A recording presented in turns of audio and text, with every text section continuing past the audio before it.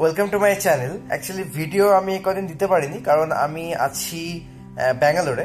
এবার ব্যাঙ্গালোরে কেন আছি সেটা কারণ হচ্ছে আমি আমার মায়ের ট্রিটমেন্টের জন্য এসেছি, মানে ঘুরতে নয়, ঠিক আছে, মানে এই নতুন বছরের আনন্দে এরকম ঘুরতে নয়, ট্রিটমেন্টের পারপাসেই এসেছি।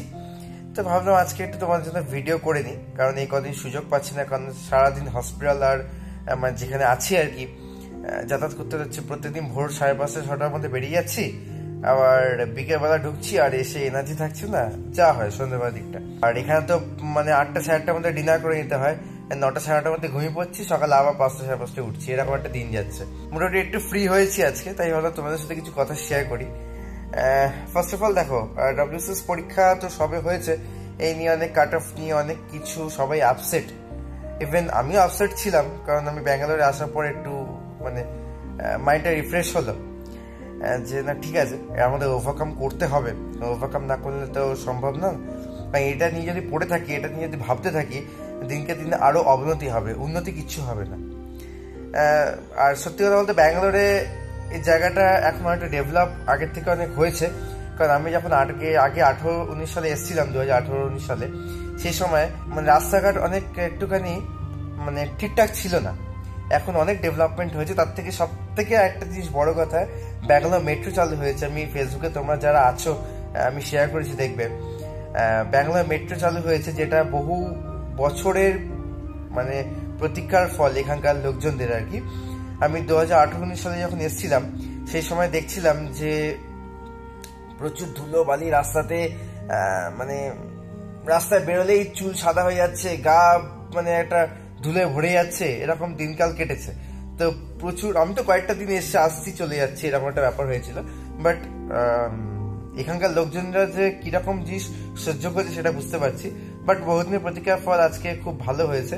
এবং ব্যাঙ্গালোর মেট্রোটা মানে ব্যাঙ্গালোরের কোনো সিটিতে মেট্রো ছিল না, আমাদের কলকাতা মেট্রো তোমরা জানো 1984-এ প্রথম চালু হয়েছিল, তারপর অনেক জায়গায় দিল্লি হয়েছে বা বিভিন্ন জায়গাতে হয়েছে, বাট ব্যাঙ্গালোরে এই প্রথমবার। এবং দুটো টাইপের মেট্রো চালু হয়েছে, এক হচ্ছে গ্রিন লাইন মেট্রো আর একটা পিঙ্ক লাইন মেট্রো, মানে একটা জাংশন পয়েন্ট তৈরি করা হয়েছে। স্টেশনগুলোর নাম একটু উদ্ভট নাম, ঠিক আছে, স্বাভাবিক ব্যাপার, এখানকার নাম অনুযায়ী হবে। এবং ওই নাডাপ্রভু কেম্পেগোড়া যেটা স্টেশনটা তৈরি করা হয়েছে, ম্যাজেস্টিক স্টেশন বলা হয়, মানে যেটা মেইন, যেটা কেএসআর ব্যাঙ্গালুরু রেলওয়ে স্টেশনের একদম পাশে, সেটা হচ্ছে মেইন জাংশন। তো সেই জাংশন থেকে নেমে অনেক মেট্রো চেঞ্জ করে যেতে হয়, মানে আমি হসপিটালে যাতায়াত করছি মেট্রোতেই করে, এটা সুবিধা হয়েছে বলে, কারণ বাসে না অনেকটা টাইম লেগে যায়। আর জ্যাম ব্যাপারটা এখনো রয়েছে, জ্যামটা খুব একটা কমেনি। তবে একটা জিনিস দেখলাম সেটা হচ্ছে ট্রাফিক সিগন্যালের ব্যাপারটা, মানে আমাদের কলকাতার মতো ট্রাফিক সিগন্যাল এখানে নয়।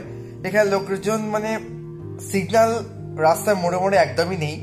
তবে লোকেদের মধ্যে যে অ্যাক্সিডেন্ট হচ্ছে বা খুব বাজে রকম ভাবে গাড়ি যাচ্ছে সেটাও নয়, বাট যে যেখান থেকে পাচ্ছে ঢুকিয়ে যাচ্ছে, এই অটো ঢুকিয়ে যাচ্ছে, ওখান থেকে রিক্সা ঢুকিয়ে দিচ্ছে, এইখান থেকে সাইকেলে ঢুকিয়ে যাচ্ছে, ওখান থেকে ওলা উবের ঢুকিয়ে দিচ্ছে, মানে যে যেখান থেকে পাচ্ছে। বাট কেউ কাউকে মারছে না, কেউ কাউকে মানে বকাবকি করছে না, ঝাড়াঝাড়ি করছে না, নিজের মতো দাঁড়াচ্ছে, পাস করছে, আবার চলে যাচ্ছে। ঠিক আছে, এই জিনিসটা আমি একটু জিনিস লক্ষ্য করলাম, মানে আগেও লক্ষ্য করেছি, বাট এখানকার ট্রাফিক সিস্টেমটা অত মনে হয় উন্নত নয় আমার যেটা মনে হয়। বাট রাস্তাঘাটে লোকেরা সচেতনভাবে যাতায়াত করে। আর ব্যাঙ্গালোর মানে মেইনলি এই জায়গাটায় তোমরা সবাই জানোই যে টেক সিটি, বা একটা টেকনোলজির ব্যাপার সবসময় রয়েছে, মানে আইটি ইন্ডাস্ট্রি বা কোম্পানিগুলো সব এখানেই ম্যাক্সিমাম, অ্যাডোবি বলো বা মাইক্রোসফট বলো, টিসিএস, উইপ্রো, বড় বড় সব কোম্পানি, মানে এইসব হোয়াইট ফিল্ড, ব্যাঙ্গালোর প্রপার সিটিতে এইসব জায়গাতে প্রচুর। তাই জন্য যখন মেট্রো করে যাই, এই টপ ভিউটা অসাধারণ লাগে, মানে দারুণ লাগে, সেই ভিউটা এনজয় করার মতো। আমাদের শিয়ালদা নিউটাউন মেট্রো যারা চলেছে তারা জানো যে এই ভিউটা কতটা সুন্দর, তার থেকে far better Bangalore city metro. আর এতটা হাইটে তো সুন্দর লাগে। যাই হোক, ব্যাঙ্গালোরের স্পেশালিটি অনেক কিছুই আছে। আর ভেবেছিলাম এখান থেকে একটু মাইসোর প্যালেসটা ঘুরতে যাবো, কারণ মাইসোর প্যালেস আমি ঘুরতে গেছিলাম আগে 2019 সালে মাইসোর প্যালেস ঘুরতে গেছিলাম। তো তখন ঘুরেছি, তখন অতটা হিস্ট্রি সম্বন্ধে জানতাম না, তখন প্রিপারেশন ফেজে অতটাও আসেনি।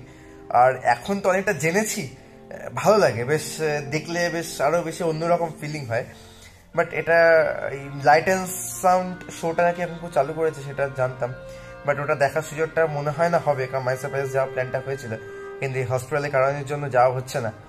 আর ইচ্ছে আছে ব্যাঙ্গালোর প্যালেসটা একবার ঘুরে দেখা, যে কি যেটা মানে সেটা যদি সম্ভব হয় তো দেখবো। ইচ্ছে এখন আছে, একবার তো ট্রাই করবোই। আর মেট্রো সিস্টেম এখন এত উন্নত হয়েছে, কারণ আগে বাসে যেতে গেলে এত জ্যাম ধুলোবালি ছিল না, সেটার জন্য খুব অস্বস্তি হতো। আর এখানকার বাসের বলতে গেলে স্পেশালি সরকারি বাসটাই বেশি, ঠিক আছে, প্রাইভেট বাস খুব কম, ম্যাক্সিমামটা সরকারি বাস। ফেয়ারটা মানে একটু বেশি আমার যেটা মনে হয়, কলকাতার তুলনায়, কলকাতার সরকারি বাসের তুলনায় এখানে ফেয়ারটা একটু বেশি। আদারওয়াইজ খুব ভালো, মানে আমি ব্যাঙ্গালোরটাকে যদি ডেসক্রাইব করি, সত্যি কথা খুব ভালো। এবং এখানে মেন সব হসপিটালগুলো, এবং সব থেকে বড় কথা যেটা বলতেই হয়, ট্রিটমেন্ট ফেসিলিটি, ঠিক আছে, যেটা আমাদের বেঙ্গলে একদমই নেই বললে চলে। মানে এটা শুনতে হয়তো খারাপ লাগলেও আমাদের বেঙ্গল সম্বন্ধে, বাট এটা একদম বাস্তব। তাহলে আজকে আমি যখন দেখলাম প্রত্যেকটা হসপিটালে, এখানকার প্রত্যেকটা হসপিটালে বাঙালিদের ভিড়টা বেশি, ম্যাক্সিমাম বাঙালি, ঠিক আছে, মানে 100%-এর মধ্যে 60 to 70% বাঙালি, বাকি যেমন আদার্স বিভিন্ন জায়গা থেকে বা অন্ধ্রপ্রদেশ বা কর্ণাটক থেকে আছে। এটা আছে কেন? কারণটা আমাদের বেঙ্গলে এই সিস্টেম, চিকিৎসা ব্যবস্থা ভালো নয় বলি। তো যাই হোক, এটা আমাদের ডেভেলপ করা উচিত আমাদের বেঙ্গলে, নাহলে খুব সমস্যা। নাহলে এবার বাঙালিদের যেভাবে ভিড় করতে আরম্ভ করেছে, এবং এই জায়গাটা মানে বাঙালিদের রাজত্ব না হয়ে যায় দিনকে দিন, এরকম ব্যাপার আর কি। সব জায়গায় বাঙালি যেখানে যাচ্ছে সেখানে দেখছি বাংলায় কথা বলছে, এবং প্রত্যেকটা হসপিটালে আমি দেখছি লিখে দিয়েছে এখানে এটা এখানে করানো হয়, ওটা ওখানে করানো হয়, মানে বাংলায় প্রপার লিখে দিয়েছে, ঠিক আছে, এত বাঙালি আসে এখানে। আর আমি যে জায়গাটা আছি সেটা কাঠগুটি বলে একটা জায়গা, হোয়াইট ফিল্ড স্টেশন একদম সামনে, সেই জায়গাটা বাঙালিদেরই জায়গা বলতে পারো, কারণ বাঙালিরা এসে সব এখানে থাকে ট্রিটমেন্ট পারপাসের জন্য। আর যে কথাটা না বললে না, ডাব্লিউবিসিএস পরীক্ষা নিয়ে একদম মাথা ঘামাবে না, বেশি যেটা হয়েছে হয়েছে, সবার খুব একটা ভালো হয়নি, ঠিক আছে, সুতরাং সেই নিয়ে ভেবো না। তোমার শুধু খারাপ হয়নি, প্রত্যেকেরই খারাপ হয়েছে। কোশ্চেন খুব ভালো ছিল, বাট প্যাটার্নটা ধরতে আমাদের একটু সময় লেগেছে, তার জন্য এবার ভালো করে প্রিপেয়ার হতে হবে, ভালো করে রেডি হতে হবে, কারণ 2024-এ কিন্তু অন্যরকম প্যাটার্নে আসছে। সুতরাং বি প্রিপেয়ার ফর দ্য 2024, আর একটা প্ল্যান বা একটা স্ট্র্যাটেজি বানিয়ে নাও, একটা সুন্দর করে কিভাবে কি এগোবে, আর কি কি পড়তে লাগবে, আরও বেশি করে নলেজ বাড়ানোর জন্য যতটা দরকার ততটা পড়ো। শুধু একটা ছোট্ট গণ্ডির মধ্যে থেকো না, এরিয়াটাকে বড় করো, ভাস্ট করো, দেখবে আরও অনেক কিছু জানতে পারবে, অনেক কিছু শিখতে পারবে, অনেক ভালোভাবে পরীক্ষা অ্যাটেন্ড করতে পারবে। তো আজকে বেশি বকবক করছি না, পরে আবার একটা ভিডিও নিয়ে আসছি। সো ভালো থেকো, আর মন খারাপ করো না, আবার হবে, কোনো চিন্তা নেই। বাই।